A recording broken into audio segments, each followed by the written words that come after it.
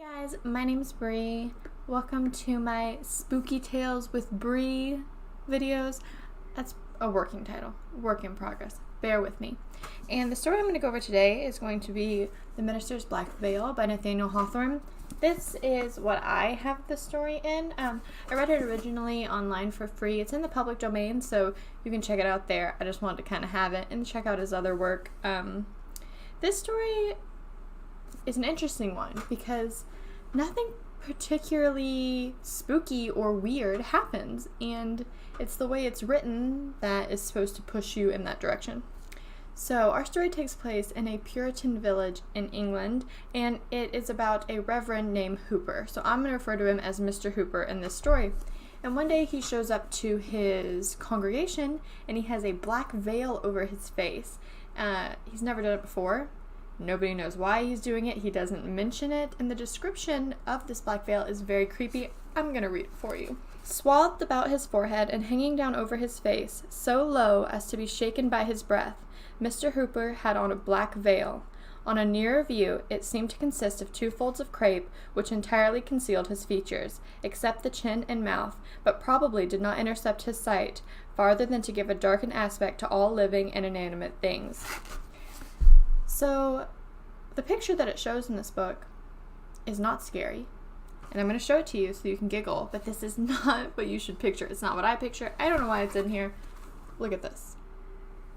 Really? No. That's not what I picture. I picture something else entirely. So picture it as you will, but meh. Okay, so the people at the church don't like this. They're freaked out. They don't understand it. Nobody asked him about it, which, you would think you would do. But the people react something like this. I'm going to read you a couple lines that are said.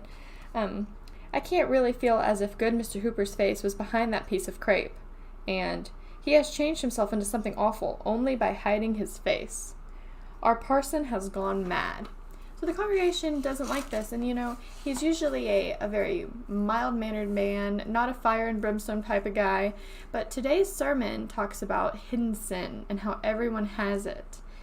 And it's just, the way he speaks, it's dark, it's chilling, it's gloomy, it's different than usual. So people think, well, maybe he's wearing the veil as a parable to what he's talking about, Everybody has hidden sin. He's broadcasting his, but people don't like it.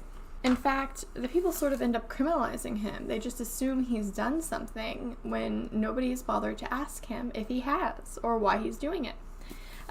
Later, he goes to a funeral, which of course he has to be there, and he's still wearing the veil. This makes more sense, but it's still unsettling because he wore it before. And he's there to bless a maiden who has passed away. She's a very young woman.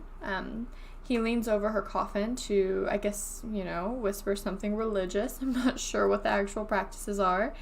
And the veil kind of goes up because he's leaned over, and he reaches his hand up and covers his face really fast. Like, not even this dead woman can see his face. And people see this, and they freak out. There's some really nice piece of writing here that shows this scene that I'm going to share with you. A person who watched the interview between the dead and living scrupled not to affirm that, at the instant when the clergyman's features were disclosed, the corpse had slightly shuddered, rustling the shroud and muslin cap, though the countenance retained the composure of death.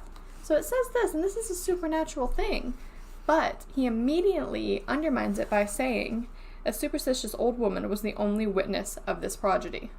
So this happens again.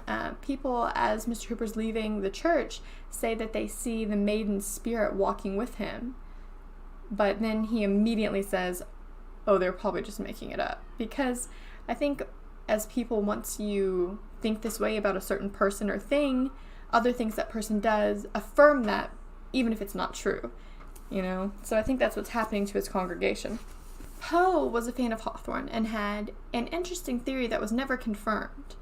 He thought that maybe Mr. Hooper had an affair with this young woman, and then she passed away, and Hooper blamed himself and donned the veil as like a symbol of mourning or a symbol of sin that he did, that he wanted to be publicly made aware of, an atonement of sorts. Hawthorne never confirmed this, and it was just Poe's theory, though since Poe was a very masterful writer himself, I'm more inclined to believe that, but once again, open for interpretation. Later, Hooper goes to officiate a wedding, and to everybody's dismay, he's still wearing the veil. And everybody says it feels like a dark and somber, gloomy thing instead of a happy thing, and the bride is actually shaking. Mr. Hooper, at this wedding, sees himself in the goblet, and he's fear-stricken by the sight of this veil. And that's peculiar, because he put it on. Now, I don't know if maybe he's looking his sin in the face, and that's what we're supposed to take from it. The writing here is also really, really well. Mr. Hooper raised a glass of wine to his lips, wishing happiness to the new married couple, in a strain of mild pleasantry that ought to have brightened the features of the guests like a cheerful gleam from the hearth. At that instant, catching a glimpse of his figure in the looking-glass, the black veil involved his own spirit in the horror with which it overwhelmed all others. His frame shuddered, his lips grew white, he spilt the untasted wine upon the carpet, and rushed forth into the darkness. For the earth, too, had on her black veil. How stunning is that writing? So he sees himself, and apparently he's afraid of his own sin, his own reasonings for wearing that, and I think that's interesting, that maybe he hasn't confronted it like we assume that he has. He actually chooses to avoid all mirrors. This is a trait that he picks up on. He doesn't look at himself in mirrors. People notice. So his fiancée, Elizabeth, finally gets the courage to ask him why he's wearing it and if he can take it off around her. And he tells her no. He uses these broad statements without giving an actual reason why he can't take it off. I'll read you some of that in a second. But Elizabeth doesn't take well to it. It saddens her. She tries reasoning with him. He refuses. And then finally, she sees the black veil like everybody else does. She feels fear in her heart, and I think she realizes this is what she's stuck with. Something about him won't let him take it off, and she's afraid of him, and she wasn't before, and she ends up refusing to marry him. She leaves him. She says, "Come, good sir, let the sun shine from behind the cloud. First lay aside your black veil, then tell me why you put it on." And he said, "That is an hour to come, when all of us shall cast aside our veils. Take it not amiss, beloved friend, if I wear this piece of crape till then."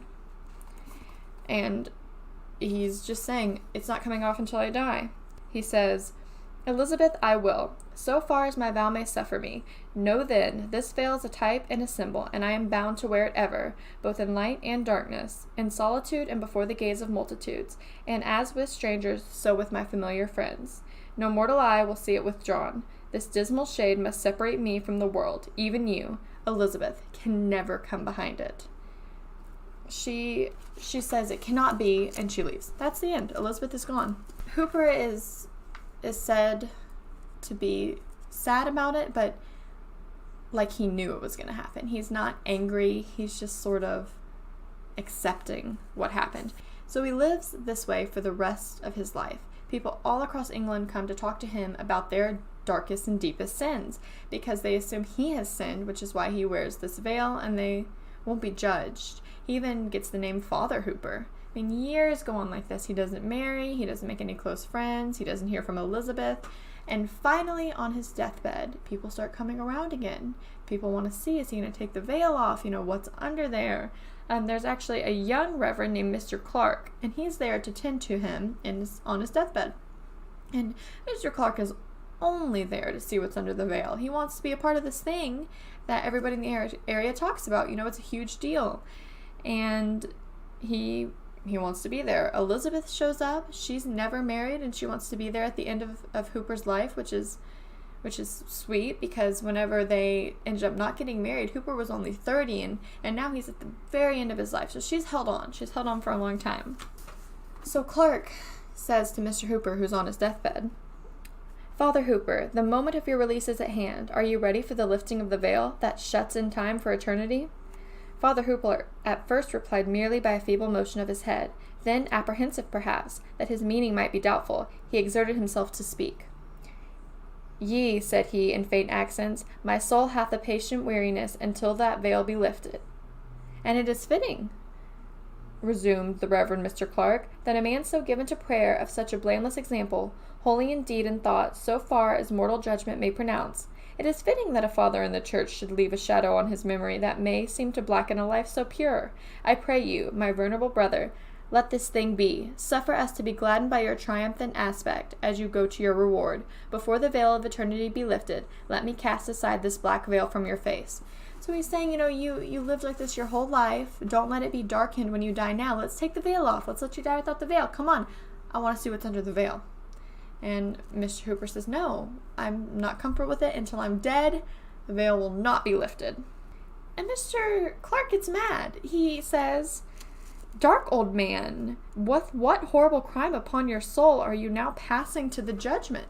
He's frustrated. He tries to get physical with the Reverend to pull it off, and he's just an old man, and he fights him off. He's so adamant about not taking off this veil. So Father Hooper is about to die, and he sits up and he says this last thing to everyone that's there, Elizabeth and a few other people who aren't, important enough to mention. He says, why do you tremble at me alone? Tremble also at each other. Have men avoided me, and women shown no pity, and children screamed and fled only from my black veil? What, but the mystery which it obscures typifies, has made this piece of crape so awful? When the friend shows his inmost heart to his friend, the lover to his beloved, when man does not vainly shrink from the eye of his Creator, loathsomely treasuring up the secret of his sin, then deem me a monster for the symbol beneath which I have lived and die. I look around me, and lo, on every visage, a black veil. So this kind of solidifies the fact that he's wearing this because he has some sin that, people hold inside themselves, that he is personifying. He's showing, I have this, and that everyone has it, that he just shows his in a physical way. And I think that's the horror of this whole story, is that you never know what people are actually hiding, or if they're hiding something awful. You look around at the others, you're like, oh God, everybody has on a black veil. And that's the point of this story, as far as I can tell. Maybe Poe was right, and the young maiden is why he decided to put on the veil in the first place, but the point still stands. Everybody has something that they're hiding, whether it's physical or not. So it's the end of the story. And nobody lifts the veil. Nobody checks. I would have to check. But they don't. They bury him with the veil still on, and that's the end. The writing here is genius. I'll read it for you. Still veiled, they laid him in his coffin. In a veiled corpse they bore him to the grave. The grass of many years has sprung up and withered on that grave. The burial stone is moss-grown, and good Mr. Hooper's face is dust. But awful is still the thought that it moldered beneath the black veil. That's it, guys. It's the end of the story. There's really no meat to this story. I mean, I told you all the plot points. I think he's just trying to talk about the fact that you'll never know another person as much as you think you will. That's pretty scary, right? So anyway, I hope you guys enjoyed this. Please let me know if you thought something different, because the whole reason for this is I wanted to talk about it. I don't really have anybody to talk to about these things, and I'm interested. What are your takes on it? What are your favorite parts? It's cool to see how different people can read the same thing and think so differently. Also, story recommendations, please give them to me. Please. I'm going to do a lot of Lovecraft, I'm going to do some Poe, some other people that you might not have heard of, but I always want more to read, so I appreciate it. And if you want to talk to me, you can look at my Instagram, that's BrieAnimator. Send me a message with any questions or information, suggestions, and I stream on Twitch. If you like horror games, it's usually what I'm playing. So you can find me there, and we can talk about stories there, because I always want to talk about it. But thanks so much for hanging out, and I'll see you guys on the next story time.